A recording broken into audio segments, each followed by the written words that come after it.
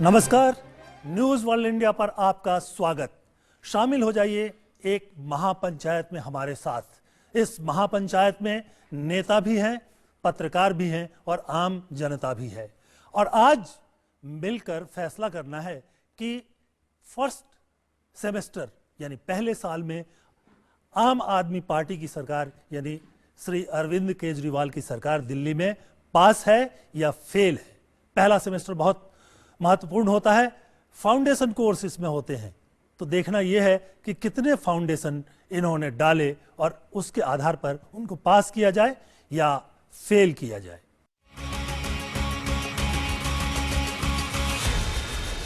इस महापंचायत में हमारे साथ शामिल हैं वरिष्ठ पत्रकार विनोद अग्निहोत्री, राजनीतिक मामलों के विशेषज्ञ भी हैं और सरकार और प्रशासन किस तरह से काम करती है उस पर इनकी नजर रहती है।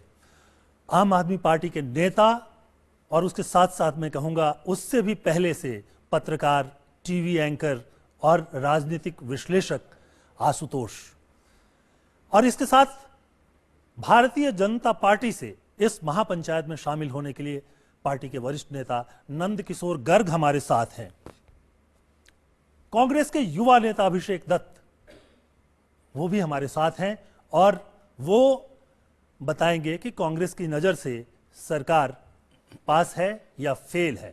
इसके साथ साथ हमारे साथ एक और मेहमान हैं जो बागी हो गए हैं, आम आदमी पार्टी के हैं लेकिन इस समय बगावत पर उतारू हैं। उनकी नजर से भी हम देखेंगे कि आम आदमी पार्टी की सरकार एक साल में पहले सेमेस्टर में पास है या फेल है। पंकज पुष्कर। लेकिन इस बहस को शुरू करने से पहले देखते हैं एक छोटी सी रिपोर्ट कि आम आदमी पार्टी ने किन किन क्षेत्रों में पहल की और कौन कौन से ऐसे क्षेत्र हैं जो बिल्कुल छूट गए।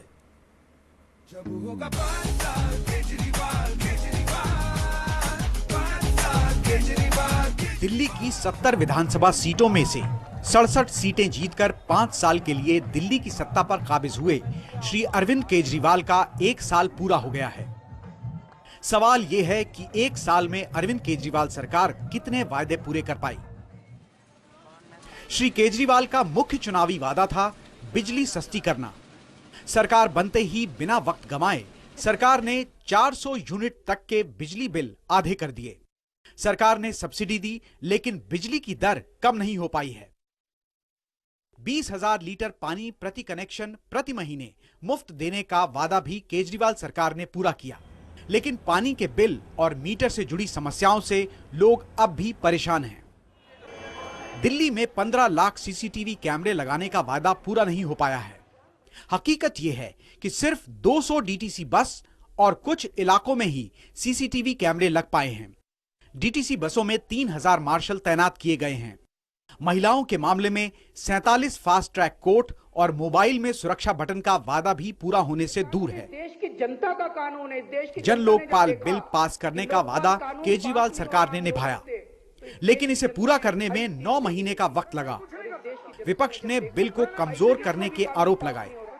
बिल पर केंद्र सरकार की अब तक मंजूरी नहीं मिली है, लिहाजा जन लोकपाल कानून अटका हुआ है।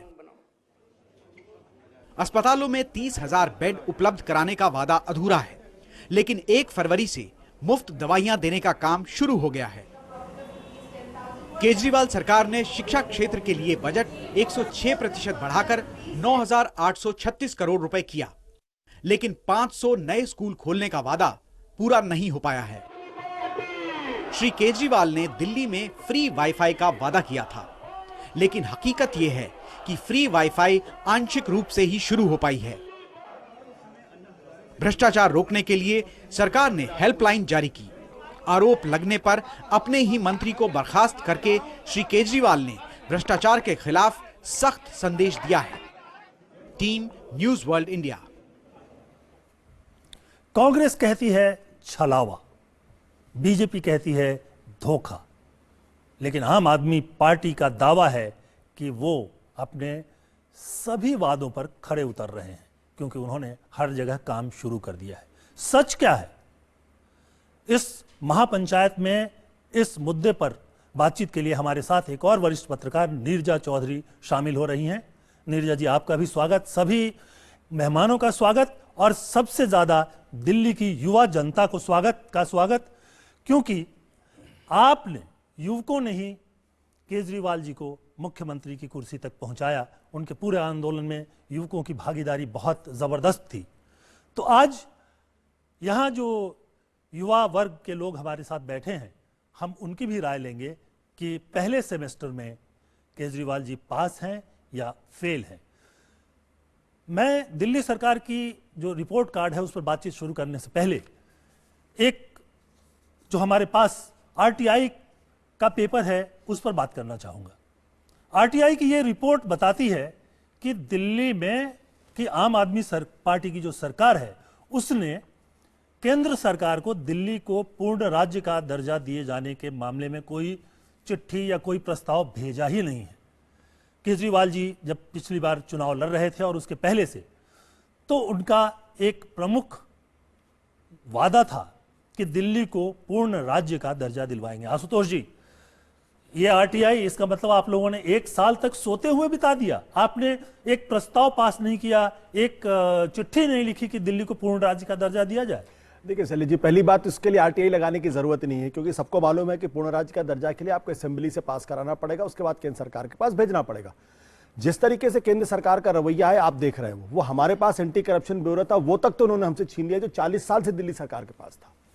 40 साल मुख्यमंत्री के कार्यालय में बाकायदा छापे पड़ रहे हैं।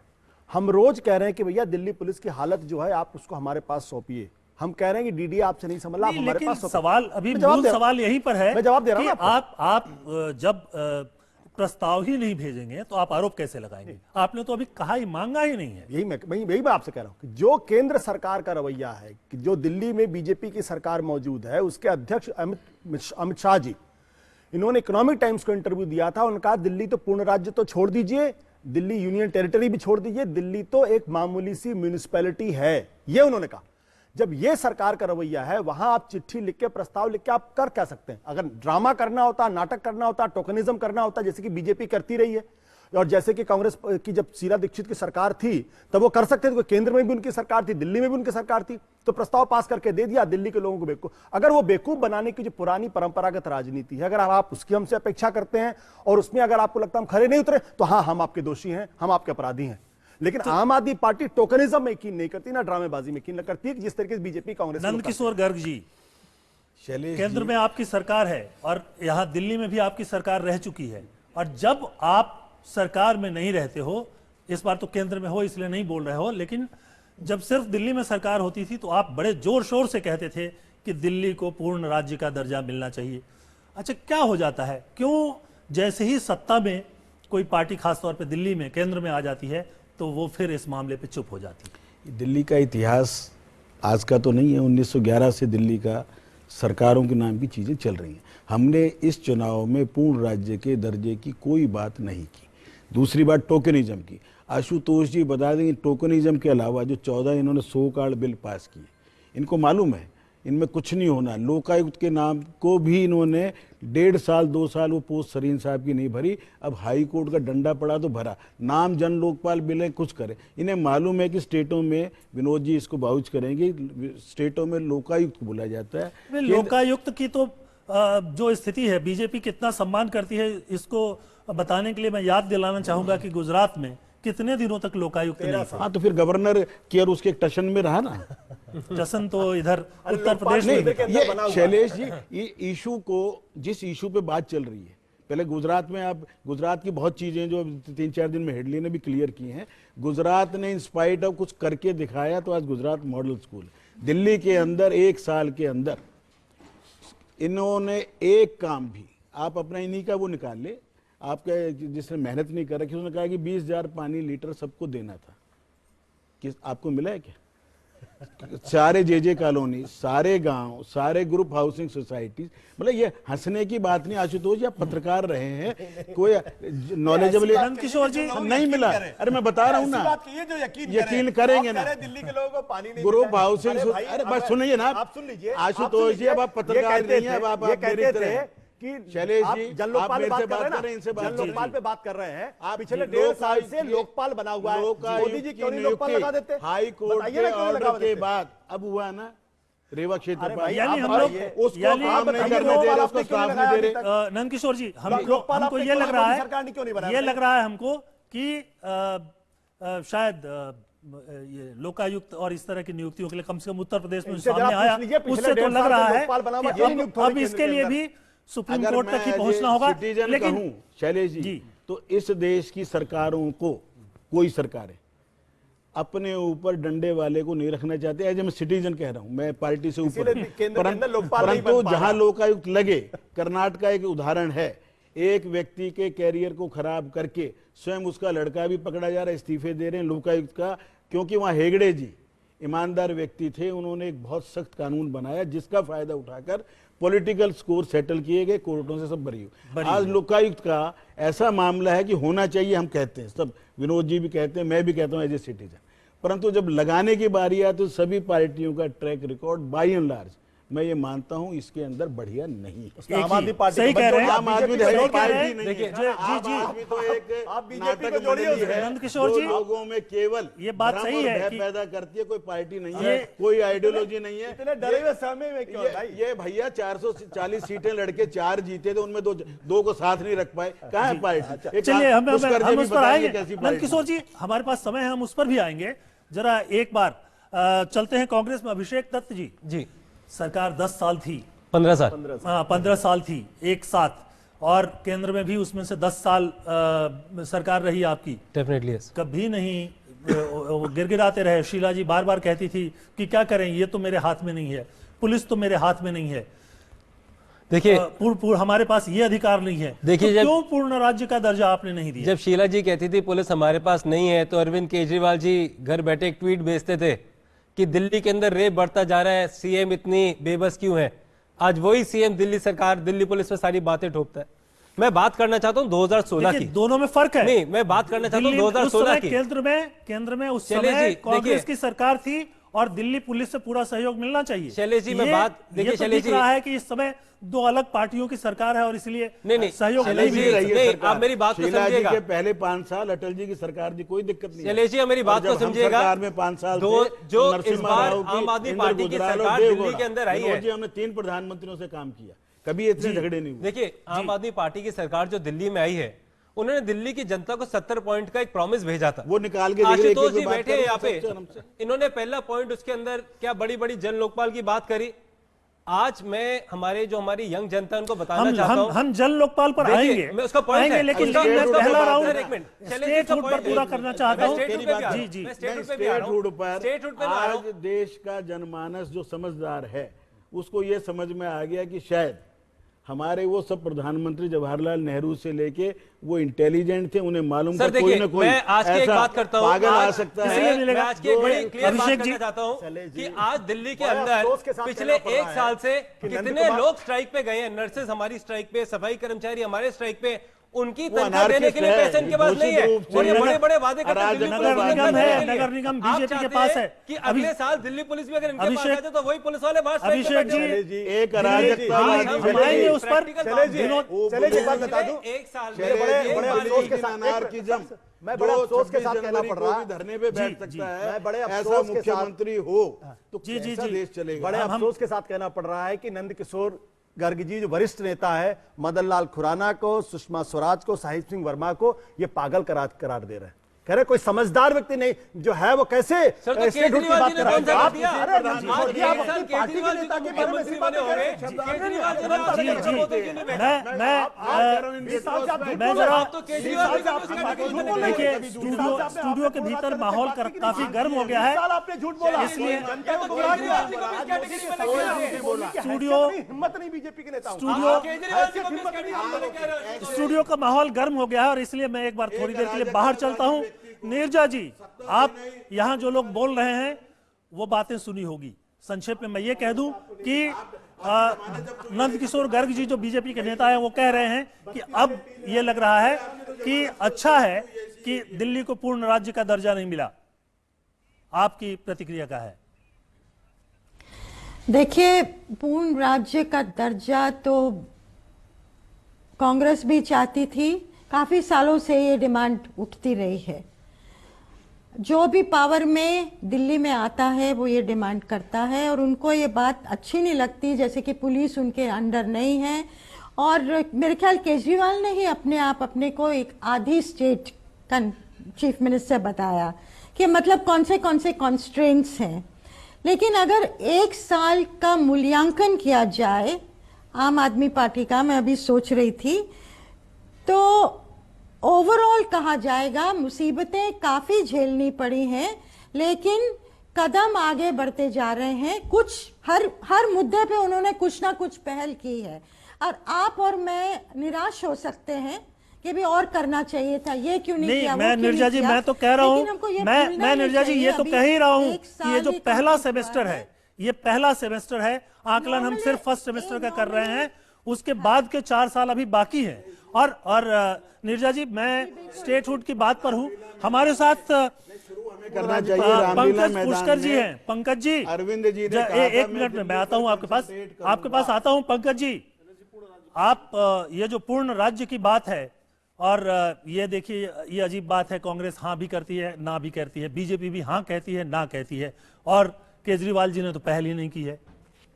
देखिए, सबसे पहली बात यह है कि हमारे हाथ में जो ताकत होती है हमें वो जनता के हक में इस्तेमाल करके दिखानी होती है। पूर्ण राज्य का दर्जा मिलने के बाद भी मेरी शिकायत ये हो सकती है कि मुझे केंद्र सरकार भी मेरे हाथ में हो, केंद्र सरकार होने के बाद मेरी मांग ये हो सकती है वर्ल्ड बैंक IMF भी मेरे साथ हाथ में हो। मेरा कहना ये है, और ये सभी राजनीतिक दलों से है, किसी दल विशेष की आलोचना नहीं है, कि हम अपनी अपनी राजनीतिक जिम्मेदारी पर बैठे हुए जनता का हित सर्वोपरि है, इसकी जो कसम हम विधानसभा या संसद में खाते हैं उसको ईमानदारी से पूरा करके दिखाएं।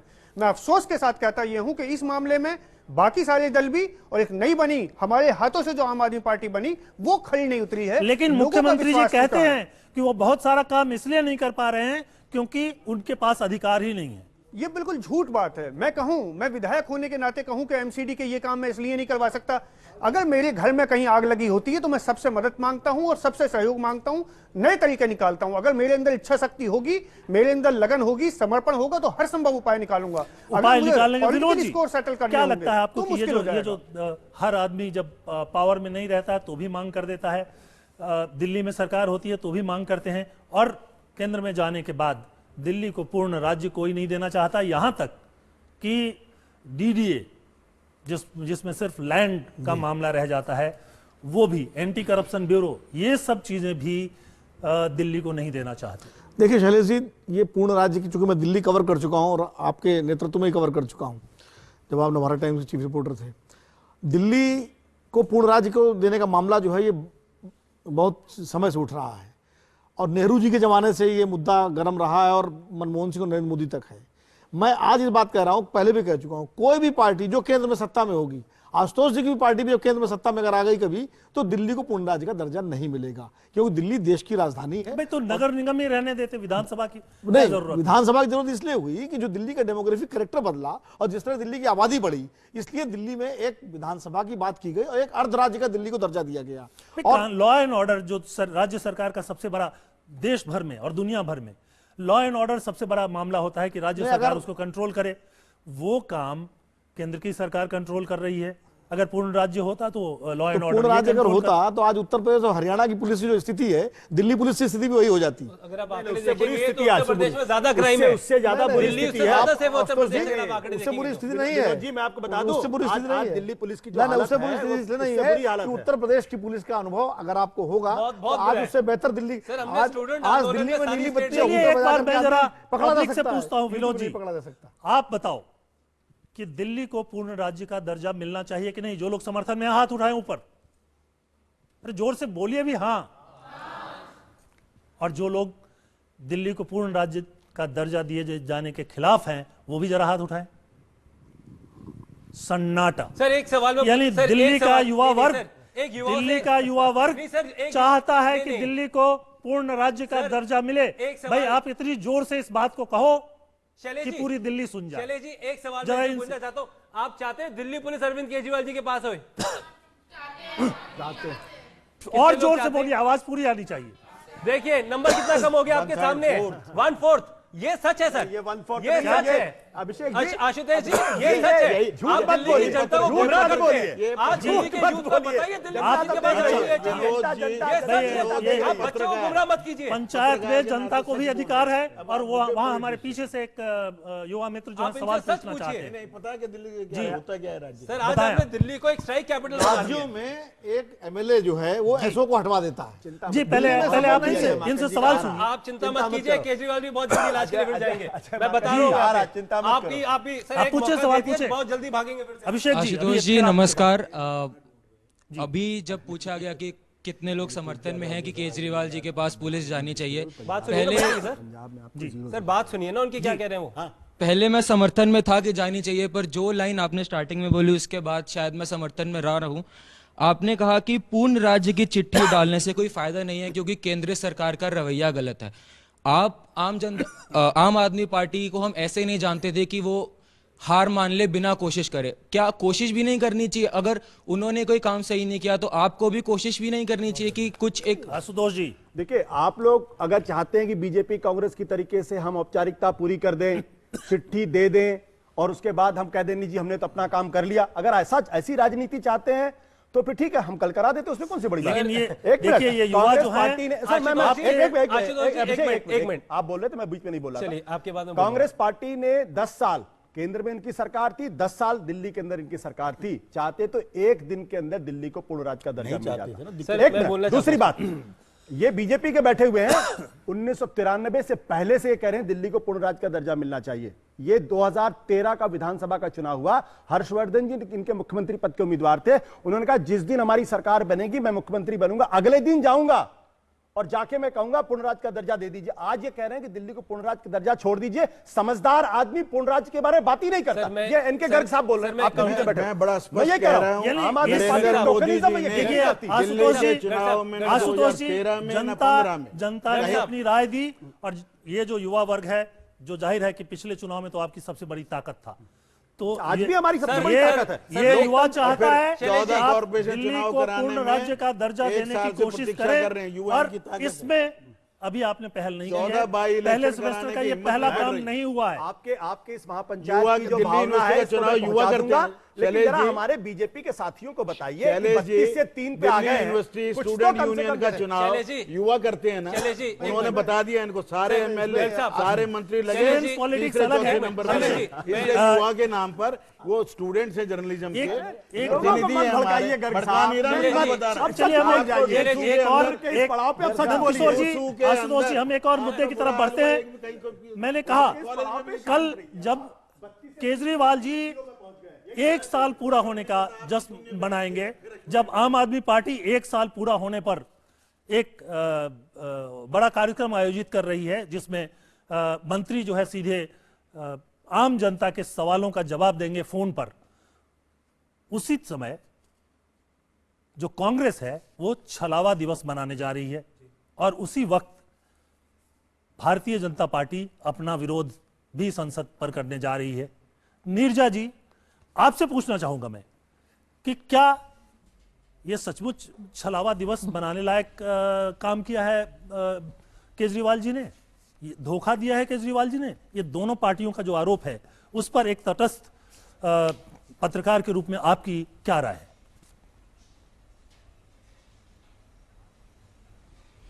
देखिए, जो कई चीज़ें हैं जो निराशाजनक हैं। जो उनकी स्टार्ट बहुत अच्छी थी, बिजली पानी पे जो उन्होंने वादा किया था दिनों में कर दिया, और वहाँ से लेके और कई मुसीबतें आई। और जो अगर आप 1 साल देखें केजरीवाल का, उसमें आपको जो दिमाग में जहन में चीज़ रहती है वो सेंटर और स्टेट के बीच में घमासान है। कहीं ना कहीं इसको ओवरकम नहीं कर पाए और ताली 2 हाथ से बजती है। सेंटर में ये माइंडसेट हो गया है कि इनको सफल नहीं होने दे रहा। अब ये धारणा बनती जा रही है और केजरीवाल, कई लोग आज दिल्ली में ये मानने लगे हैं कि केजरीवाल को काम, बेचारा केजरीवाल, इसको काम नहीं करने दिया जा रहा। तो टैक्टिकली, स्ट्रेटेजिकली भी बीजेपी ने गलती की है, सेंट्रल गवर्नमेंट ने, कि ये फीलिंग पैदा होने दी है। ज़्यादा अच्छा होता अगर वो केजरीवाल को एक्सपोज होने देते, लेकिन वहाँ से लेके जो शुरुआत हुई बिजली पानी का वायदा और इवन तक जो कि बहुत बड़ा डिसीजन था, बहुत रिस्की डिसीजन था और बहुत कामयाब डिसीजन हुआ, जो कि अप्रैल में रिपीट होने जा रहा है। और अगर आप आम जनता, दिल्ली के स्कूटर वाले, जो आम आदमी है, काम पे जाता, किसी से भी बात, ड्राइवर, वो कहेंगे ये बहुत ही अच्छी चीज हुई, दिल्ली में हम मूव कर सकते थे, ये करना चाहिए। अब पोल्यूशन कितना कम हुआ, उतना नहीं हुआ, और स्टेप्स लेने पड़ेंगे। और केजरीवाल से एक्सपेक्टेशन जो थी वो बहुत जैसे कि नरेंद्र मोदी से एक्सपेक्टेशंस हैं, उसका दायरा बहुत ऊंचा है। लोग निराश हो जा रहे हैं कि वो नहीं हुआ जो हम चाहते थे। तो वो नहीं हुआ। उसी तरह नीरजा जी, केजरीवाल से भी हमारे साथ पुष्कर जी भी हैं। पुष्कर जी, आप भी तो बहुत क्रिटिसाइज करते हैं सरकार कांग्रेस की। का रोल है, कांग्रेस का रोल है। मैं जानना चाहूंगा कि पहले सेमेस्टर में कौन कौन से अच्छे काम आपकी पार्टी ने किए हैं, जो वादे किए थे उसमें क्या क्या पूरा किया, वो बता दीजिए। देखिए, शिक्षा के मामले में, प्राथमिक शिक्षा, माध्यमिक शिक्षा के मामले में मनीष सिसोदिया जी के नेतृत्व में बेहतर कोशिश हुई है। उसमें कई नीतिगत चूक भी हैं, जिससे कि मेरा खुला विरोध है। मेरे लिए ना तो बागी शब्द उपयुक्त है, ना मैं ही चापलूस पार्टी में हूं। मैं कहना ये चाहता हूं कि राजनीति को हम गुणदोष के आधार पर कर सकें, और वो मैं करता रहूंगा।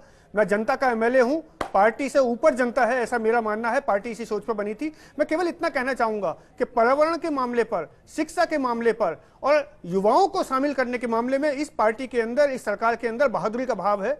लेकिन जो असली वादे थे भ्रष्टाचार को दूर करने का, वो बिल्कुल चरमराया हुआ है, वो बिल्कुल टूटा हुआ है, लोगों का भरोसा टूट गया है। और दूसरी सबसे बड़ी बात, जो ये आरोप की राजनीति है, छीछा लेदर की राजनीति है, 4 काम थे, उसमें से 2 मैं कर सकता था, वो मैंने किए नहीं, और जो मैं 2 कर नहीं सकता था उस पर मैंने मोदी जी से लड़ाई की, एलजी से लड़ाई की, एमसीडी से लड़ाई की, डीडीए से लड़ाई की। ये हमको दोस्ती करना और दुश्मनी करना सीखना चाहिए राजनीति में। आम आदमी पार्टी ने, मेरी अपनी पार्टी ने, अपने हाथों से जिस पार्टी को हमने नौकरियां छोड़ के, जीवन छोड़ के बनाया है, उसने इस मामले में और अवमूल्यन किया है, राजनीति में पतन की तरफ 4 कदम आगे बढ़ाए हैं। ये थोड़ी दर्द की बात है। लेकिन आज भी मैं इस पार्टी, इस आंदोलन को खत्म नहीं मानता, फेल नहीं मानता।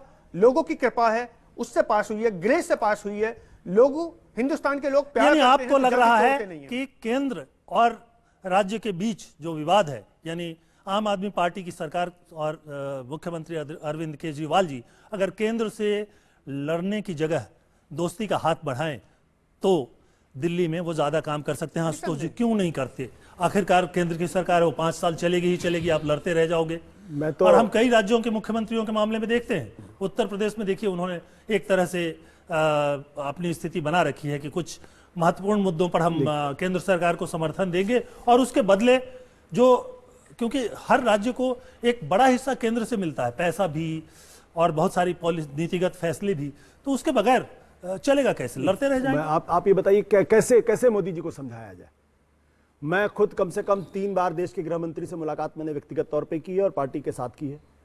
जो वेंकैया नायडू जी, उनसे मुलाकात की, उनसे बात की, नितिन गडकरी जी से मुलाकात की। आप लोग मिलते तो हो, लेकिन कहते हो कि पुलिस दे दो। ना, मैं समझा रहा हूं आपको। मैं बता रहा हूं, मैं खुद इस प्रोसेस में, गर्ग साहब तो नहीं प्रोसेस में, मैं इस प्रोसेस में इन्वॉल्व था। मैं लेफ्टिनेंट गवर्नर से मिला, मैं पुलिस कमिश्नर से मिला, सबसे मिला। मोदी जी से अरविंद जी मिलने गए, सबसे कहा कि भाई हमें आपका आशीर्वाद चाहिए, हमको दिल्ली चलानी दीजिए, प्लीज हम आपकी मदद चाहिए। लेकिन अगर मेरी बात, लेकिन अगर एक ऐसा व्यक्ति हिंदुस्तान का प्रधानमंत्री बन जाए जिसको हार मंजूर ही नहीं है, जो 70 में से 67 सीटें हार जाए अपनी लोकप्रियता के शिखर पर, और उसके बाद आज हालत यह है कि सीबीआई के, हमारे सेंट्रल जो दिल्ली सरकार के अफसरों को ठोक के बावजूद बुलाया जाता है, सीबीआई के दफ्तर में उनके साथ गाली गलौज की जाती है, उनके साथ बदतमीजी की जाती है, कहा जाता है कि आप अरविंद केजरीवाल की सरकार के साथ मत होइए। आप, मैं कहता हूं, आप अपने रिपोर्टर को भेजिए और उन तमाम अफसरों से बातचीत करिए, आपको पता चल जाएगा किस तरीके से हमारे साथ व्यवहार हो रहा है। लेकिन ये क्यों हो रहा है? इसलिए एक चीज याद दिला दूं आपको, मैं आम आदमी पार्टी का चुनाव से पहले एक नारा था, मैं बताऊं आपको, वो नारा था, क्यों हो रहा? केंद्र में, क्यों हो रहा? केंद्र में मोदी, दिल्ली में केजरीवाल। गर्ग साहब बैठे हुए जी। गर्ग साहब अपने फोन पर ये मुझसे बात नहीं कर सकते, क्योंकि आज बीजेपी का एक नेता की हालत खराब है। कौन कहा मोदी जी को सुन न ले उनकी बात? ये जो तानाशाही कि हमारे खिलाफ अगर कोई खड़ा, जेएनयू में क्या हुआ, जेएनयू में क्या हुआ, आप देख रहे हैं, जेएनयू में क्या हुआ, हैदराबाद में क्या हो रहा, जेएनयू में क्या हुआ, हैदराबाद में क्या हुआ, जहां कहीं भी विरोध के स्वर देश हैं, उस विरोधी नारे आवाज को लगाएं, दबाओ। और हम कश्मीर डरने को वाले लोग तोड़ने नहीं की हैं। बात करें, ये कह रहे हैं ना, उनका समर्थन हम कह करने रहे हैं दिल्ली जाएंगे। के बाद पंजाब में देख लेंगे। चलिए जी एक बार अभिषेक जी के पास चलते हैं। अभिषेक जी, बेशर्मी का झूठ बोल रहे हैं आप। अखबार में लड़ाई छपा छोड़ो तो है। दिल्ली में अभिषेक जी, सिकंदरवाला के साथ केजरीवाल के पोस्टर पंजाब में लगे। एक मिनट, नंदकिशोर जी और आशुतोष जी, अखबारों में छपा है। नंदकिशोर जी और आशुतोष जी, एक मिनट। मैं आपको चीजें कहना चाहूंगा। आम आदमी के ऊपर बात हो रही है। खाली अफवाह फैलाते हैं। 58 में अफवाह फैलाने का काम करते हैं पूरे देश के अंदर। आपकी बात रख देता हूं। मेरे 3 बातों का जवाब दे। गणेश जी को इन लोगों ने दूध पिला दिया था। 67 याद है में ना आपको, गणेश जी को दूध पिलाया था इन लोगों ने, वही पार्टी के नेता हैं। जी, एक 67 में विजय कुमार मल्होत्रा दिल्ली के समकक्ष मुख्यमंत्री थे, कोई पावर नहीं थी। इंदिरा गांधी जैसी सशक्त प्रधानमंत्री थी। दिल्ली के अंदर पहले फ्लाईओवर से लेके पहले डांस कारपेटिंग से लेकर 16 नए कॉलेज, बिना पावर, विधानसभा भी नहीं थी। विनोद जी भी शायद उस समय 12वीं में पढ़ते हो। उसके अरे सुनो ना, अरे हम तो बदलेंगे। तुम्हारे यहाँ तो डिक्टेटरशिप है, आपके यहाँ डिक्टेटर है। एक बार पब्लिक के पास चलते हैं।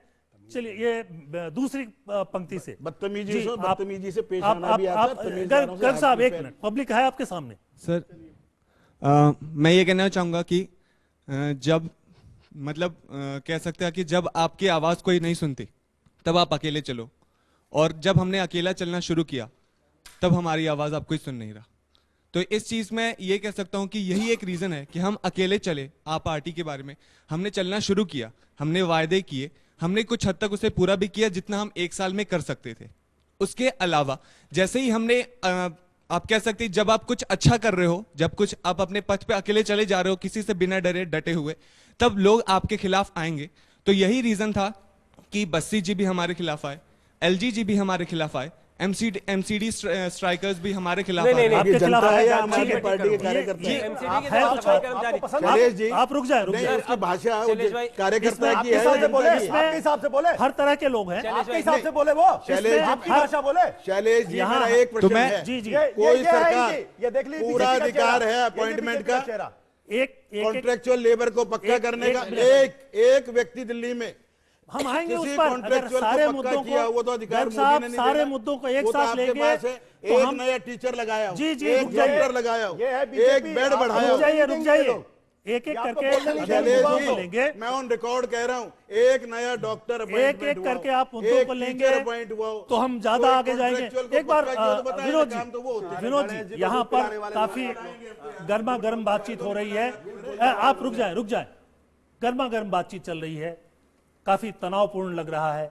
इसलिए लग रहा है कि एक तरफ से पूरी तरह से नकारने की कोशिश हो रही है कि सरकार ने कुछ नहीं किया, दूसरी तरफ से जाहिर है कि आम आदमी पार्टी ये बताने की कोशिश कर रही है कि हमने शुरुआत की है। पहला सेमेस्टर, मैंने पहली बार ही कहा कि ये 5 सेमेस्टर्स में सरकार चलेगी और तभी फाइनल रिजल्ट आएगा। 6 होते हैं कॉलेजेस में ना, 6 होते, तो 5 साल का कोर्स है, तो ये 6 की जगह 5 सेमेस्टर होंगे। पहले सेमेस्टर में जो 2-3 मुद्दे यहाँ आए, हेल्थ का मुद्दा आया और उसके अलावा ट्रांसपोर्ट का मुद्दा है। कितना कुछ लगता है आपको कि पहल जो है वो बहुत अच्छी शुरू हुई? देखिए, जहां तक पहले सेमेस्टर की बात है, निश्चित रूप से जो वादे आम आदमी पार्टी ने किए हैं या कोई भी पार्टी जब करती है तो पूरे 5 साल के लिए करती है, और उसका सही असेसमेंट वही 4.5 साल के आसपास होता है जब 6 महीने रह जाते हैं चुनाव के। और 1 साल का अगर हम पूरा मूल्यांकन करें, नीरजा जी भी कह रही थी, मुझे भी लगता है कि काफी समय तो झगड़े में गुजर गया है दोनों का, केंद्र और दिल्ली सरकार के बीच में। इसके बावजूद कुछ काम, जैसे एजुकेशन का जो बजट इन्होंने दिया है वो काफी बजट दिया है। मुझे लगता है कि इतना बजट पहली बार शिक्षा क्षेत्र को मिला। जी बिल्कुल, 8000 कमरे बनाने की बात कर रहे हैं, नए स्कूल रूम्स, और बिजली पानी वाला इन्होंने अपने तरीके से वादा पूरा करने की कोशिश की है। तो 1 साल के हिसाब से मैं ये कह सकता हूं कि दिशा इनकी ठीक है। दशा की जहां तक बात है तो दशा सुधारने की जरूरत है कि केंद्र के साथ ये दोनों तरफ से लागू है, ये एक तरफा नहीं है। ताली एक हाथ से नहीं बजती, दोनों हाथ से बजती है।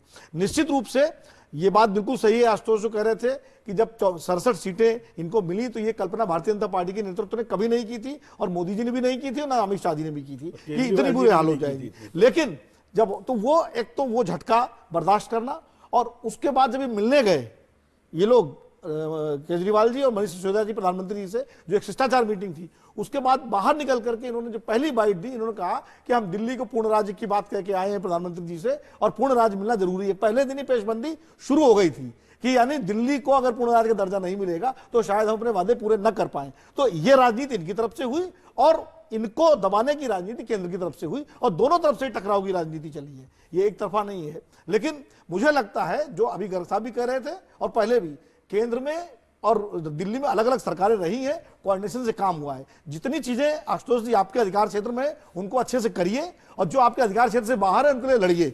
ये एक विधायक आम आदमी पार्टी के अब उन्होंने कह दिया है कि उनको बागी ना कहा जाए, तो मैं नहीं कहूंगा। पुष्कर जी, क्या आपको लगता है कि दिल्ली सरकार और केंद्र सरकार के विवाद में वक्त खराब हो रहा है और जितना काम दिल्ली में मिलजुल कर हो सकता था उतना नहीं हो रहा है? संदेह, दरअसल भारत पाकिस्तान के बीच आतंकवादी घटनाएं भी चलती रहती हैं और संवाद भी चलता रहता है और बहुत लोगों की वकालत है, आज ही इंडियन एक्सप्रेस में आया है, संवाद चालू रहे। ये हमने कैसे मान लिया कि हमको सीएम की कुर्सी मिली या मुझे एमएलए की कुर्सी मिली और उसको मैं अपनी मर्जी से चला सकता हूं, ये एक अमानत है और वो जनता को विश्वास में लेकर जनता के प्रति फर्ज पूरा करने के लिए हमको समन्वय बनाना पड़ेगा। ये कोई मेरी मर्जी की बात नहीं है, समन्वय आज के समय की अनिवार्यता है। चाहे कितना भी विपक्ष हो, चाहे कितना भी विरोध हो, पार्टी के अंदर विरोध की आवाज सुनने का साहस नहीं है। ये दरअसल इस सरकार को अंदरूनी तौर से कमजोर बनाता है। मैं केवल इतना बहुत इस मौके पर दर्ज करना चाहता हूं, केवल एक उदाहरण हम लें, भ्रष्टाचार से लड़ने की बात, रामलीला मैदान को भर देना, वो एक बिल्कुल बात है, लेकिन जितनी चीजें मेरे अधिकार में आती हैं उनको ठीक कर देना मेरा पहला फर्ज बनता है। एमएलए होने के नाते एमएलए ऑफिस को पूरा दुरुस्त कर देना मेरा फर्ज बनता है। सीएम होने के नाते सीएम के दायरे में जो आता है वो नहीं हो सका। सबसे दुख की बात यह है, पब्लिक डिस्ट्रीब्यूशन सिस्टम देखें आप, जिस बात पर हमने इसको एमसीडी को, जेटली जी को गाली दे दी, वो अपनी जगह एक राजनीतिक प्रचार ठीक है, लेकिन उससे बड़े आयाम का भ्रष्टाचार दिल्ली के पब्लिक डिस्ट्रीब्यूशन सिस्टम में, राशन के उसमें सतत रूप से चल रहा है, लगातार चल रहा है। मेरे तो आपने करीब से देखा होगा, क्यों नहीं रुक रहा है? वो इच्छा शक्ति चाहिए उसके, आपको जूझना पड़ता है, आपको अपनी जान एकदम अपने हित दांव पर लगाने पड़ते हैं। हमने एक विधानसभा क्षेत्र में लड़के देख लिया, वो एक रिस्की वेंचर है और आश्चर्य की बात है अरविंद केजरीवाल जैसे भ्रष्टाचार के खिलाफ नायक ने मुझको अकेला छोड़ दिया है और राशन माफिया की बातों को जानते हुए भी उसके खिलाफ एक मौन धारण कर लिया है। ये सारी स्थितियां जब बन जाती हैं। मैं आता हूं इस पर, आपके पास फिर आता हूं। पहले एक बार अभिषेक जी के पास। अभिषेक जी, ये एक और महत्वपूर्ण मुद्दा है कि दिल्ली में सरकार तो बन गई है जी, लेकिन जब आपकी सरकार थी तब भी यही स्थिति थी कि केंद्र की सरकार जो है वो पूरा नकेल अपने हाथ में रखना चाहती है, जिसमें दिल्ली पुलिस तो है ही और अब एंटी करप्शन ब्यूरो जी, वो भी ले लिया उन्होंने। तो आप लोग जब सरकार से बाहर रहते हैं तो क्यों बदल जाते हैं? अब आपको क्यों लगता है, जब अरविंद जी कह रहे हैं कि इनके पास इतने अधिकार नहीं है कि वो बेहतर ढंग से काम कर सकें और कुछ और अधिकार मिलने चाहिए, एंटी करप्शन ब्यूरो मिलना चाहिए, जो अभी पंकज जी कह रहे थे, शायद उसका समाधान इसमें था। मैं 2 मिनट चाहूंगा बोलने के लिए। मैं चाहूंगा आशुतोष जी इस बात को सुने। हम बात करते हैं एंटी करप्शन ब्यूरो की। 1031 हेल्पलाइन अरविंद केजरीवाल जी ने उसमें कम से कम 100 करोड़ रुपए अपनी एडवर्टाइजमेंट में खर्च दिए। हमने आरटीआई लगाई, आज तक सिर्फ 10 केस उसमें रजिस्टर्ड हुए हैं, 1 लाख फोन कॉल्स आए हैं उसके अंदर, बट उसके लिए इनके पास कोई रिकॉर्ड नहीं है। अब आ जाए वुमेन सेफ्टी पे, 181 की हेल्पलाइन कांग्रेस सरकार ने शुरू करी थी वुमेन हेल्पलाइन पे। ये सुरक्षा बटन की बात कर रहे थे, आज तक उसमें कोई काम नहीं हुआ। 1 साल में इनके 3 मंत्री भ्रष्टाचार के चक्कर में बदले गए, आज तक कभी भी नहीं हुआ। इनके 67 एमएलए में से 13 एमएलए में सीरियस क्रिमिनल चार्जेस हैं, आज तक उन पर इन्होंने कोई बात नहीं करी। जन लोकपाल बिल, उसके अंदर इन्होंने एमएलए को, मुख्यमंत्री को, मिनिस्टर्स को बाहर क्यों कर दिया? आज आप जन लोकपाल बिल की लड़ाई पे दिल्ली पे आए हैं और मैं आशुतोष जी आपकी बात को आगे रखता हूं। अभी आप इनको बोल रहे थे क्रिमिनल, मैं कहता हूं दिल्ली के अंदर जितने भी पार्षद, विधायक, सांसद, मंत्री रहे हैं, आप सबके खिलाफ आज एक आयोग बिठाइए और सबकी आप चेक कीजिए, जो गलत है उसको जेल में बंद कीजिए, धमकी मत दीजिए। और सबसे पहले वो 13 भ्रष्ट एमएलए जो आपकी सरकार में है उनसे शुरुआत कीजिए। अगर आज आप टीवी डिबेट के थ्रू इस चैलेंज को एक्सेप्ट करते हैं तो मैं आपको मान जाऊंगा। आशुतोष जी ये कह रहे हैं, मैं मान जाऊंगा आपको कि देखिए पब्लिक जो है, आपने कहा एक व्यक्ति को लेकर के कि पार्टी के नहीं है, एक दो व्यक्ति होंगे आम आदमी पार्टी के समर्थक। ये तो बीजेपी वाले जाने इंटॉलरेंस अपनी बात रखिए, मेरी बात रखिए ना। मैं चाहता हूं सबके खिलाफ जांच कीजिए। 103% बजट, यदि उसके अंदर 20% बजट भी फालतू सैलरी के अलावा खर्च कर दे तो मैं मानूं बड़ा काम है। कोई एक कॉलेज, एक 500 स्कूल खोलने हैं, 5 साल में खोलने हैं, पहले साल में कोई 2 स्कूल। शैलेश जी, आखिर हम लोगों को अप्रैल आ जाएगा, फिर अगला साल भी आ जाएगा, तथ्य आएंगे, फिर एक बेड, मैं कह रहा हूं एक बेड हॉस्पिटल में, सत्येंद्र जी ने आज कह दिया हम प्राइवेट कल्चर हटा रहे, बड़ी बड़ी गाड़ियों में घूम रहे हैं ना, बस में घूमने वाले लोग जो कहते हैं मेट्रो में आ रहे हैं, सबकी गाड़ी कौन सी है, कितने सिक्योरिटी हैं, कितने कोठियों में सब शिफ्ट कर गए। कथनी और करनी में कांग्रेस और बीजेपी बिगड़ी होगी 40 साल में, चलिए ये 40 दिन में बिगड़ गए इन मामलों के अंदर आके। गर्ग साहब, देखिए आपकी बात की भी तारीफ कर रहे हैं। मैं ये दूसरी बार इसलिए ध्यान दिला रहा हूं कि यहाँ किसी एक पार्टी का मैं एक व्यक्ति ने, एक बच्चे ने कहा था मेरी पार्टी हमारी पार्टी, वो है, ठीक है, कोई हर्ज नहीं है, बिलीव करें। आशुतोष जनता बैठे, आशुतोष जी जवाब दीजिए। मैं आपको बता दूं कि बीजेपी और कांग्रेस ने ही इस देश का बेड़ा गर्क किया है। नहीं, मैं चाहता हूं, जवाब दे रहा हूं। बीजेपी और कांग्रेस का बेड़ा गर्क, इन लोगों से हजम ही नहीं हो रहा है कि दिल्ली के अंदर जीत के आगे अब राज कीजिए ना। आप कांग्रेस, मेरी बात सुनिए, आप देखिए, आप बोलिए, मैं बोल, अभिषेक, मैं चुप रहता हूं, अभिषेक एक मिनट चुप रहता हूं, इनको बोल मैं चुप रहता हूं, अभिषेक जी, आप जरा इनको बोलने दीजिए, बोलने दीजिए, मैं चुप रहता हूं। रुक जाइए गर्ग साहब, आप मैं चुप रहता हूं। कोई डॉक्टर बताएंगे। जी, आपके पास हम आएंगे। अभिषेक, आप बोले, इनको बोलने दीजिए। अच्छा, मैं बोल देता हाँ, हूँ। बोलिए। आप मुझे बता दो, एक साल में आपने कितनी बसें लेके आए, कितनी मेट्रो के आपने डब्बे बढ़ाए, कितने नए ब्रिज लेके आए, कितने नए, सर रुकिए, कितने नए स्कूल लेके आए, कितने सीसीटीवी कैमरा लेके आए, कितनी आपने एम्बुलेंसेज बढ़ाई, 110 एम्बुलेंसेज, वो भी कांग्रेस के। सर मैं आपसे 50 क्वेश्चन पूछूंगा, जवाब नहीं दे पाएंगे। ठीक है, इनको आप जवाब देने आज दीजिए। की बात कीजिए, कल अभिषेक जी जवाब देने दीजिए। मैं बोलूं? जी, मैं बोलूं? जी। दिल्ली के अंदर जब हमने कहा कि बिजली के दाम आधे करेंगे, तो ये बीजेपी कांग्रेस वाले कह रहे थे सब्सिडी इकोनॉमी।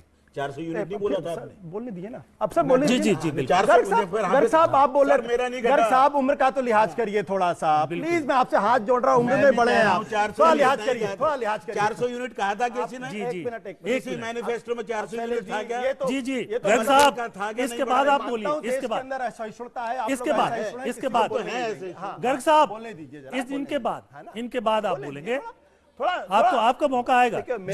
इनको बोले, माता पिता ने सिखाया कि भाई ये दूसरे बोले तो ना बोले। मैं भी उम्मीद करता हूं आप लोगों के माता पिता ने भी सिखाया होगा। मैंने कहा बिजली के दाम आधे करेंगे, हमने किया। हमने कहा पानी मुफ्त दिलाएंगे, हमने पानी मुफ्त दिलाने का काम किया। तब बीजेपी कांग्रेस वाले क्या कह रहे थे सब्सिडी इकोनॉमी चला रहे हैं। इस देश के अंदर अगर गरीबों को अगर आप मुफ्त पानी दिलाने का काम करें, बिजली आधे दाम पे दिलाने का काम करें, तो बीजेपी कांग्रेस के पेट में दर्द होता है। एकदम गलत बोल रहे हैं आप बोलने दीजिए मुझे, मैं आप बोलने नहीं बोल रहा। आशुतोष जी, आप बोलिए, मेरे माता पिता ने सिखाया कि जब कोई बीच में बोलता है। आशुतोष जी, इसमें एक पेज है, वो मैं आपको ध्यान दिलाना चाहता हूँ। 20,000 लीटर तक पानी मुफ्त है, लेकिन जैसे ही 20,001 लीटर होगा, पूरे 20,001 लीटर के पैसे लेते हैं। जाहिर सी बात है, 400 जो आदमी अफोर्ड पर सब्सिडी है हाफ में, लेकिन 401 हो जाएगा तो पूरा पैसा देना।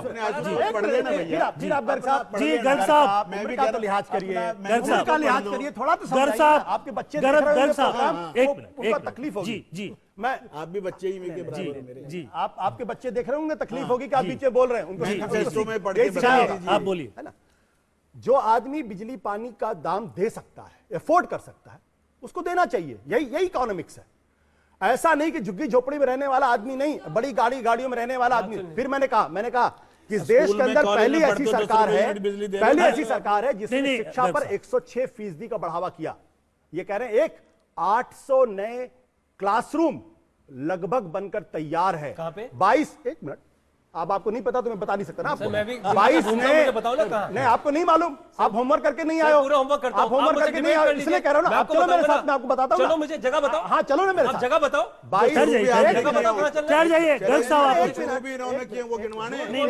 नहीं, आप लोग एक करके बोले। इस डिबेट में ये अकेला टीवी का प्रोग्राम है जिसमें ज्यादा शोर नहीं होता।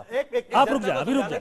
नहीं, मैं अभी नहीं। ये अकेला शो है टीवी में जिसमें शोर शराबा नहीं होता, और मैं चाहता हूं कि उस मर्यादा को कायम रखें, एक करके बोलें, और मैं तराजू पे नाप के सबको बराबर टाइम दे दूंगा।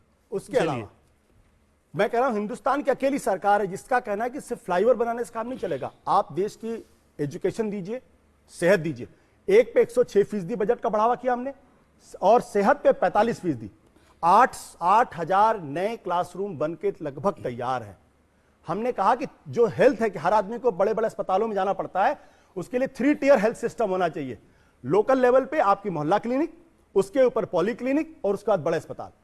हमारे 22 पॉली क्लिनिक तैयार है और 1 हफ्ते के अंदर उनका इनॉग्रेशन होने वाला है। हमने जो मोहल्ला क्लिनिक है 1000 बनाने का है, जाहिर सी बात है 5 साल में उसमें वक्त लगेगा, लेकिन पीरागिड़ी के अंदर जो बना हुआ है वो बहुत अच्छा काम कर रहा है। उसके आधार पे हमने तय कर लिया है 100 नए जो आपके मोहल्ला क्लिनिक है वो 2000 दिसंबर तक पूरे हो जाएंगे, 16 तक। उसके अलावा आप देखिए, हिंदुस्तान की अकेली सरकार है जिसने किसानों को 50,000 का मुआवजा दिया। हमारे जो पंजाब के साथी सुन रहे होंगे, देख रहे होंगे प्रोग्राम, हिंदुस्तान में किसानों को किसी को 2 रुपए का चेक मिलता है, किसी को 5 रुपए का चेक मिलता है, किसी को 35 रुपए का चेक मिलता है। किसानों को नुकसान हो 5,000 का चेक है। और ये मैं बात पंजाब के लोगों को बताना चाहता हूं, 84 के अंदर 84 के दंगे हुए, राजस्थान के गिजेंद्र को भी देख रहे होंगे, 84 के गिजेंद्र को भी देख रहे होंगे। रुकिए अभिषेक जी, 1 मिनट। सर झूठ हमसे भी नहीं सहा जाता सर। अरे आपने राय कांग्रेस पार्टी ये कह रही है, कांग्रेस पार्टी ये बात कह रही है, आपने अपनी राय दे दी, अभी आपको समझ में नहीं आ रहा। नहीं, मैं एक बार जाता हूं जरा पब्लिक के पास। आप बहुत देर से कहना चाहती हैं। सर मेरा क्वेश्चन सिर्फ इतना है कि हमारी जो पहले भी गवर्नमेंट थी, भाई रुक जाए सर, हमारी जो पहले भी गवर्नमेंट थी उसके चेंज के लिए लोगों ने कहा, जब आप आई तो हमने कहा कि चलो आप पार्टी को वोट देके देखते हैं। सर आप आई, गवर्नमेंट आपकी भी बनी, बट सर प्रॉब्लम जो जैसे हमें प्रॉमिस किए थे आपने कि वो बहुत सी जैसी प्रॉब्लम्स हैं वो सॉल्व करेगी, मिडिल क्लास फैमिलीज को जो प्रॉब्लम फेस करनी पड़ती है वो काफी हद तक सॉल्व होगी, बट सर मुझे तो कोई रिजल्ट नहीं दिख रहा। बहुत सी प्रॉब्लम्स है जो अभी भी मिडिल क्लास फैमिली के पास है ही। कोई एक प्रॉब्लम बताइए आप। तो सर इलेक्ट्रिसिटी बिल्स की जो प्रॉब्लम थी, जो सबसे बड़ी प्रॉब्लम थी उस वक्त कि जो इलेक्ट्रिसिटी बिल है बहुत आता है, कम आएगा तो बट नहीं आ रहा है। सर मेरी फैमिली में खुद ये प्रॉब्लम है। आशुतोष जी, मैं चाहूंगा कि इस पर आप बहुत प्रिसाइज जवाब दें कि आखिरकार बिजली के जो 4000 तक सब्सिडी दे दी है वो तो ठीक है, उसके ऊपर वालों के लिए भी एक तरह से लोगों ने मान लिया था कि हमारा भी कम होगा, वो हो नहीं रहा। मैं अब अगर ये हमारे भाई अगर हमको बोलने देंगे तब जी, दिल्ली के अंदर 5 रुपए से 6 रुपए प्रति यूनिट बिजली खरीदी जाती है एनटीपीसी से। 30 साल का करार शीला दीक्षित की सरकार ने किया है। मार्केट के अंदर आपको बिजली 1.5 से 2 रुपए प्रति यूनिट मिलती है। हमने मोदी सरकार से कहा कि भाई इस करार को खत्म करने दीजिए, हम दिल्ली वालों को सस्ती बिजली दिलाना चाहते हैं। वो कह रहे नहीं खत्म मत करने क्यों नहीं खत्म करने देना चाहते, बात अलग। मार्केट में 1.5 रुपए, 2 रुपए, 3 रुपए के हिसाब से बिजली मिलती है। दिल्ली की सरकार जो शीला दीक्षित की सरकार थी उसके किए हुए कॉन्ट्रैक्ट के हिसाब से 5 रुपए से 6 रुपए प्रति यूनिट खरीद रही। हम चाहते हैं उसको करना, नहीं कर पा रहे क्योंकि केंद्र सरकार कह रही नहीं आप इस कॉन्ट्रैक्ट को आप कैंसिल नहीं कर। हमने कहा कि आप, ये मेरी जिम्मेदारी है, हम मार्केट से बिजली खरीदेंगे, 10 साल का कॉन्ट्रैक्ट करेंगे, दिल्ली वालों को कोई दिक्कत। दिल्ली में आज बिजली सरप्लस है। सिर्फ इसका जवाब कौन देगा कि ये जो 5 रुपए 6 रुपए के हिसाब से शीला दीक्षित की सरकार ने बिजली क्यों खरीदी? ये बात तो समझ में नहीं आती। 30 साल का कॉन्ट्रैक्ट क्यों किया? नहीं, ये बहुत बड़ा घोटाला है अपने आप। आपकी सरकार 5 साल जी, जब हमने कहा कि नहीं ये जो डीईआरसी कंपनियां हैं इनकी ऑडिट होनी चाहिए, ऑडिट की रिपोर्ट आई 8,000 करोड़ का घोटाला है। शीला दीक्षित की सरकार जवाब दे कि 8,000 करोड़ रुपए क्यों दिए और ऐसी कंपनियों के साथ साठगांठ क्यों किया इन्होंने?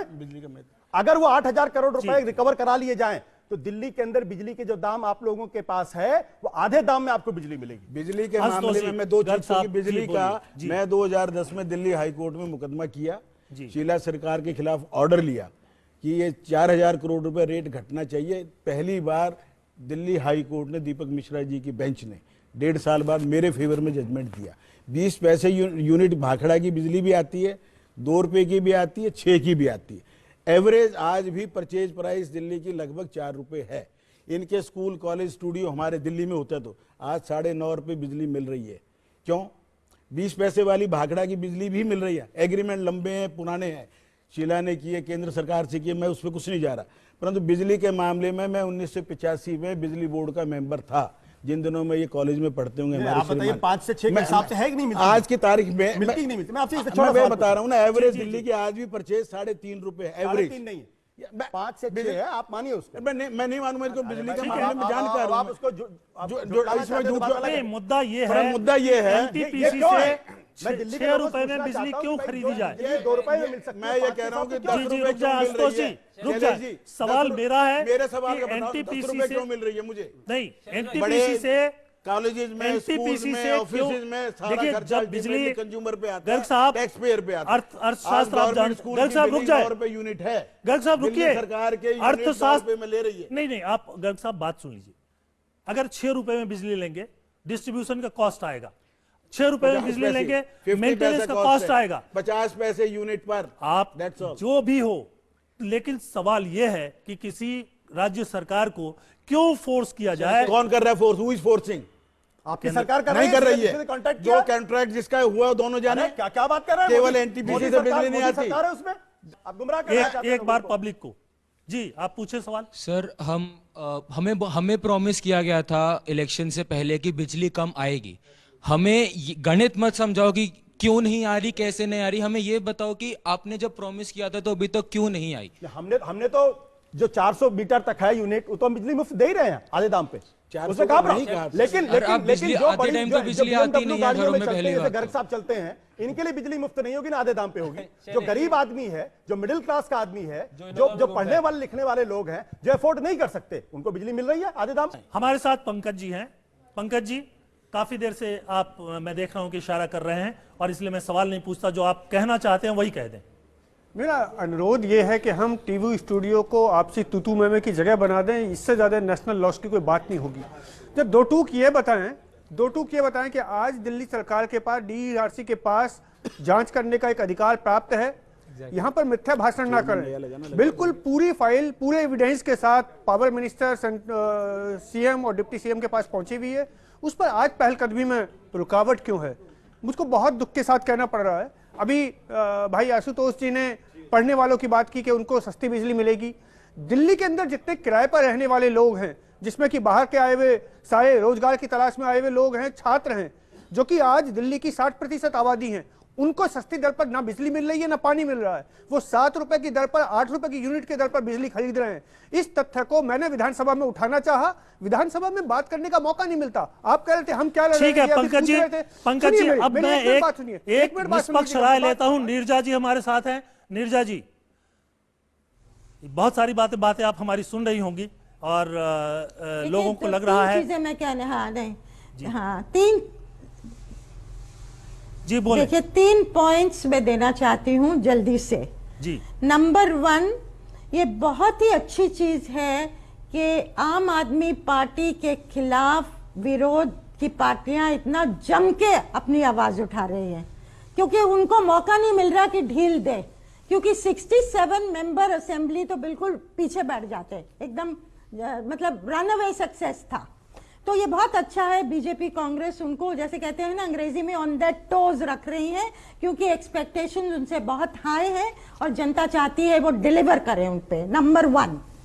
नंबर 2, मैं ये भी कहूंगी शायद ही ऐसी कोई स्टेट होगी आज जहां की ऑपोजिशन अपना रोल इतनी खूबी से निभा रहा है, तो और किसी स्टेट में ये नहीं दिखता है। दूसरा पॉइंट मैं कहना चाहूंगी कि 1 साल के बाद कुछ लोग निराश हुए हैं, नाराज हैं, लेकिन अधिकतर लोग आज भी आम आदमी पार्टी को टाइम देना चाहेंगे और समर्थन कर रहे हैं। दिल्ली में ये यथार्थ स्थिति है। नंबर 3 में आशुतोष वहां बैठे हुए हैं, एक गुजारिश करना चाहूंगी, एक सजेशन देना चाहूंगी कि एक रिपोर्ट आने वाली है, एकदम तैयार है, उसको अर्बन हंगामा रिपोर्ट है, पहले रूरल हंगामा निकला था।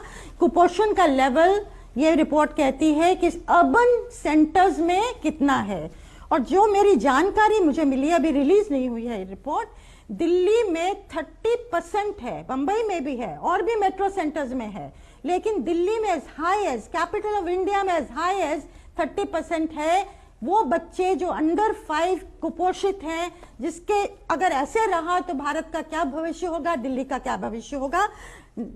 केजरीवाल साहब और उनकी टीम, उन्होंने और इश्यूज बहुत उठाए हैं, इस इश्यू को लेके कुछ नया करे, एक खास इमरजेंसी मोड में एक न्यूट्रिशन मिशन बनाए, कुछ डायनामिज्म इस चीज में दिखाएं। नीरजा जी, मैं सिर्फ हाँ या ना में मैं आपका जवाब चाहता हूं। बहुत बढ़िया सुझाव इन्होंने दिया है। क्या आप अपनी पार्टी के सामने रखेंगे की कुपोषण पर आ रही है। ये पूरे देश की समस्या है, कोई आज की मैं समस्या नहीं आपको है। बता दूं, जो मिड डे मील की योजना है, उस मिड डे मील की योजना में देश में सबसे अच्छा काम करने का काम अक्षय पात्र ने किया, जो कर्नाटका के अंदर है। उससे हमारी बातचीत लगभग पूरी हो गई है और बहुत जल्द उसका अनाउंसमेंट हो जाएगा। अब मैं आखिर में फिर जनता के पास जाता हूं और आप में से 3 लोग सिर्फ ये बताएं कि कौन सा एक काम आप चाहते हैं जो केजरीवाल सरकार जी अगले इस साल में जरूर करें।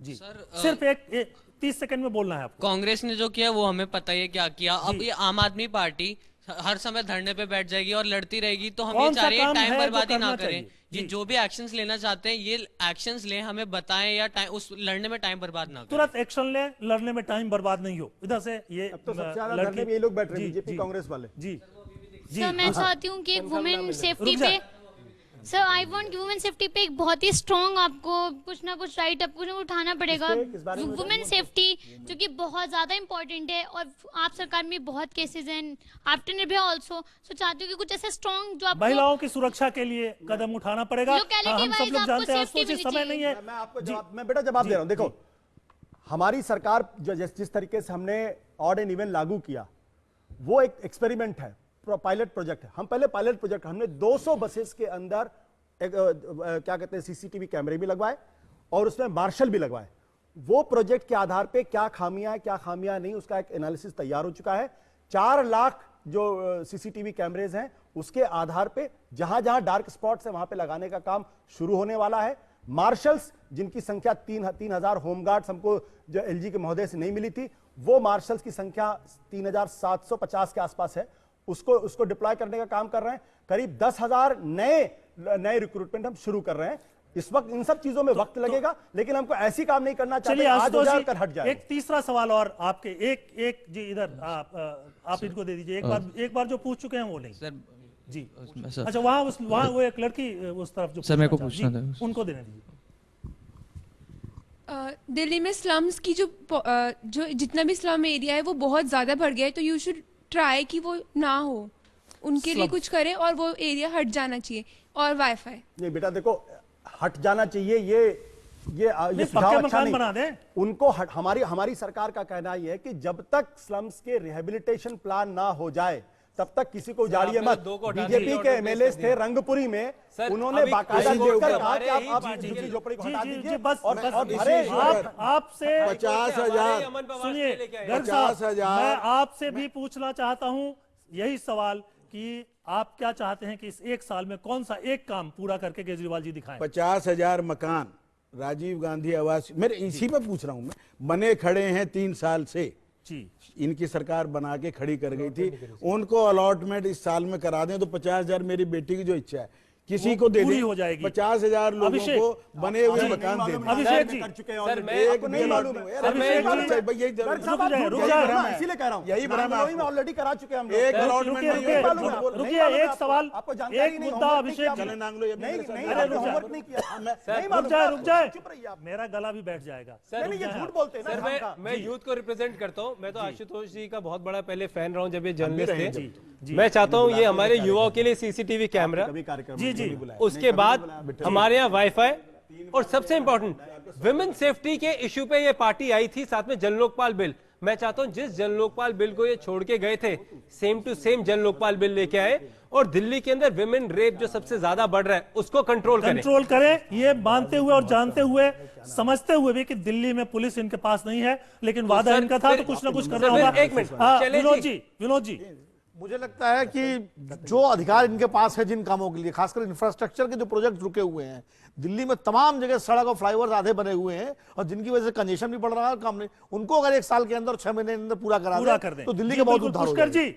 पुष्कर जी, एक काम जो आप चाहते हैं कि आपकी पार्टी की सरकार इस साल जरूर कर ले, क्या है? दिल्ली के 3.5 लाख नौजवान जब दिल्ली विश्वविद्यालय में फॉर्म भरते हैं तो 50,000 को एडमिशन मिलता है और 3 लाख को धक्के। इन 3 लाख को जिनको धक्के मिलते हैं और एसओएल में एडमिशन मिलता है, दिल्ली सरकार के 29 कॉलेज हैं, उसमें दूसरी पाली में कॉलेज चला दें, दूसरी पाली में पढ़ने की सुविधा दे दें, कुछ भी अतिरिक्त नहीं लगेगा, नई बिल्डिंग नहीं बनानी है। ये काम पिछले 1 साल में भी हो सकता था, ये आम आदमी पार्टी का वादा भी था, वो वादा भूल गए, अपनी क्षमताएं भूल गए, बड़ी बड़ी बातें छोड़। ठीक है, 1 साल के अंदर नीरजा जी के पास चलता हूं मैं। नीरजा जी, एक कौन सा काम है जो आप समझती हैं कि दिल्ली सरकार को 1 साल में जरूर पूरा करना चाहिए? देखिए, मुझे लगता है कि सबसे ज़रूरी चीज़ जो मैं समझती हूँ, कहीं ना कहीं ये चेष्टा करनी चाहिए कि सेंटर के साथ कैसे रिश्ते उस तरह के बने, हालांकि अपोजिंग पार्टीज हैं, कि फंक्शनल हो सके दिल्ली सरकार। जी, कहीं ना कहीं गिव वे होना पड़ेगा, क्योंकि डेमोक्रेसी में हार जीत होती रहती है, लेकिन इस तरह से जो जैसा मैंने पहले कहा घमासान नहीं होना चाहिए, मिलकर चलना होगा। तो अभी इस महापंचायत से 2-3 बातें जो निकल कर आ रही है, मैं दिल्ली सरकार के सामने रख देता हूं। एक, केंद्र से मिलकर चलें। नंबर 2, दिल्ली पुलिस उनके पास नहीं है तो भी महिलाओं की सुरक्षा की व्यवस्था करें। नंबर 3, जो इतनी बड़ी संख्या में युवा हैं जिनको कि विश्वविद्यालय में प्रवेश नहीं मिलता, उसके लिए और तेजी से काम करें और ऐसा कुछ करें कि जैसे कि पुष्कर जी ने सुझाव दिया कि सेकंड शिफ्ट शुरू कर दो स्कूल की तरह कॉलेजेस में भी, और उससे जो है एक ये जो समस्याएं हैं इनको खत्म करने की कोशिश करें। एक सुझाव ये भी था कि जो अधूरे पड़े हुए काम हैं, जो पुल हैं, जो सड़कें हैं, उसको पहले पूरा करें ताकि वो दिल्ली के कंजेशन को कम कर सकें। और सब लोगों का ये मानना है कि ऑड एंड इवन के जरिए उन्होंने जो प्रदूषण खत्म करने की कोशिश शुरू की है उसका स्वागत है। तो इसी के साथ मैं इस प्रोग्राम को यहीं खत्म करूंगा। विनोद जी, आशुतोष जी, गर्ग साहब, अभिषेक, नीरजा जी और पुष्कर, आप सभी लोगों को इस प्रोग्राम में शामिल होने के लिए बहुत बहुत धन्यवाद। और दिल्ली की युवा जनता, आपको भी बहुत बहुत धन्यवाद।